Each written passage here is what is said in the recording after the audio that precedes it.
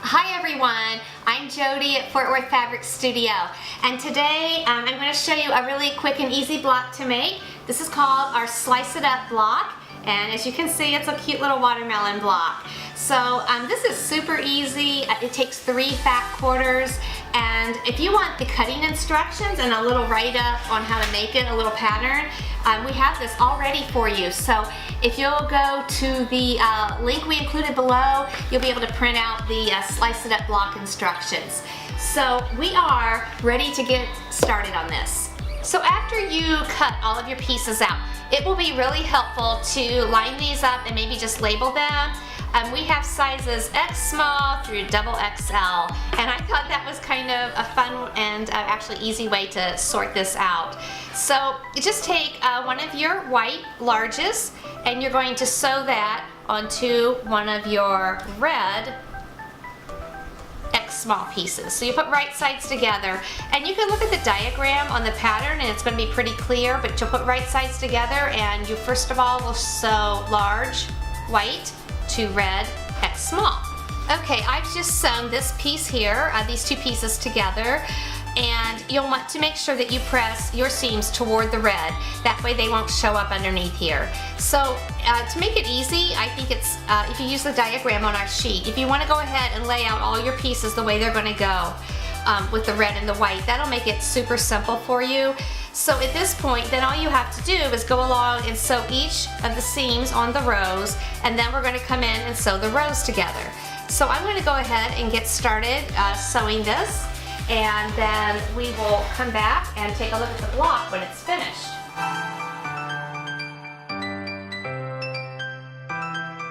After you have your rows pieced together, then you're going to sew the actual rows together. So just lay them out according to the diagram, and you'll put them right sides together and then stitch the rows up. So after stitching the rows together, this is what the block is going to look like. And then we will iron these. You really can choose which way you want to iron your seams here to press them. And then we will come back and get the finishing pieces on, which is the green watermelon rind. We are just going to square up all 4 sides of this block. I'm trimming just a tiny piece here and there where it needs to be trimmed to make these a 10.5 inch square. And then after that's done, you're going to take your watermelon rind and take your XL piece and attach it to the bottom, and then you'll attach your double XL piece here to the side.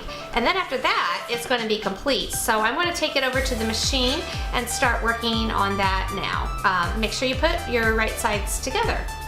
So I have finished our block here with the watermelon rind pieces on each side, and it's all pressed and ready to go.